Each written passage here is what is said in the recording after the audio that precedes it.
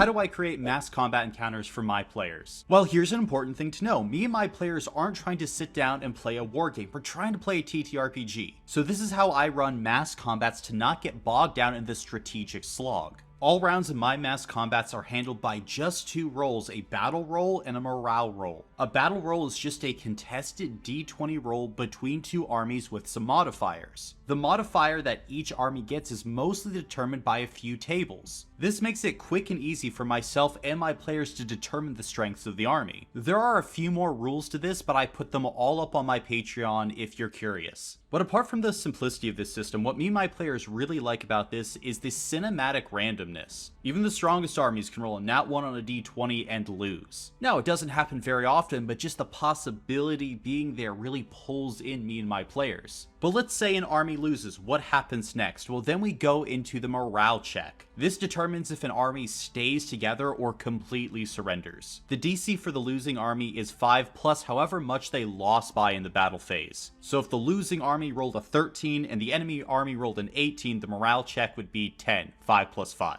However, if the losing army lost by 10 or more in the battle phase, then they automatically fail the morale phase. This allows for one army to achieve total victory on the battlefield. So those are the general rules, but how do I implement this in game? Well, firstly, I'm going to create a top-down battle map using software like Incarnate. They're not sponsoring this video, I just think they're one of the best map making tools out there. But once I finish making this top-down battle map, I'm going to determine where the critical points of the battle are. I define a critical point as the places within a battle that determine the outcome of the engagement. So like take the Battle of Gondor in Lord of the Rings Return of the King. There might be 3 or 4 critical points in that battle. You have the battle on the outer walls, the charge across Pelennor Fields, and the battles against the giant elephants. Oliphants, I think they're called? Yeah, Oliphants. These are the places that decided the outcome of that battle. And I'm going to do the same for this battle map. I'm going to choose these 3 points, and these are the critical areas of the battle. And a quick note here, be prepared to improv what the critical points of the battle are. Players are going to do things that you do not expect. It's important to make sure that your preparations for any mass combat are flexible. However, for the purposes of this video, we're just going to use these 3 critical points. So once we have our critical points locked in, we're going to create an encounter for each one of those areas.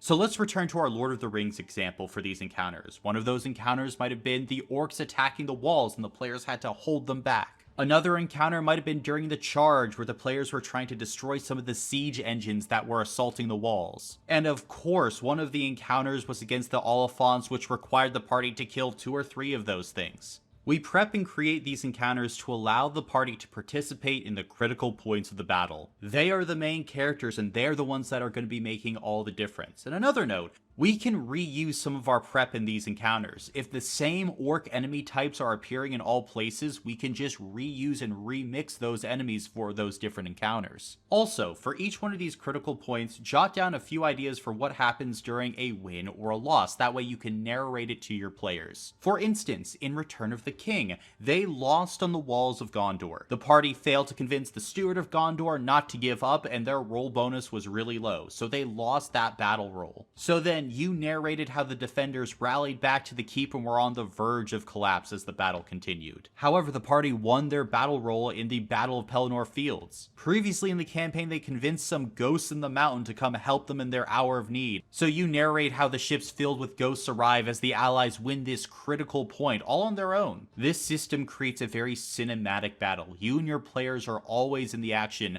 They're scrambling to try and put out fires as you're narrating all the incredible epic moments that are happening. But you still might be a little confused. I've given you all the pieces, but I haven't yet shown you how it all works together. So in practice, this is how you run a mass combat. You make the map and you do your preparations. Then the party chooses which critical point they'll participate in before the battle starts. After this, you're going to run the one encounter and then roll for the other critical points using the system previously talked about. In the encounter that the party participates in, it's an auto win if they succeed. This makes it so the players feel impactful, and I really would stress to not just give a bonus to that particular area if the party succeeds. It feels absolutely dreadful as a player. When you beat your encounter, you did what you were supposed to do, and yet you still lost because of a bad roll. So just let the players have the auto win if they succeed on that encounter. Now, after this first round of battle, the party and their allies have either won, or the party needs to head to the next critical point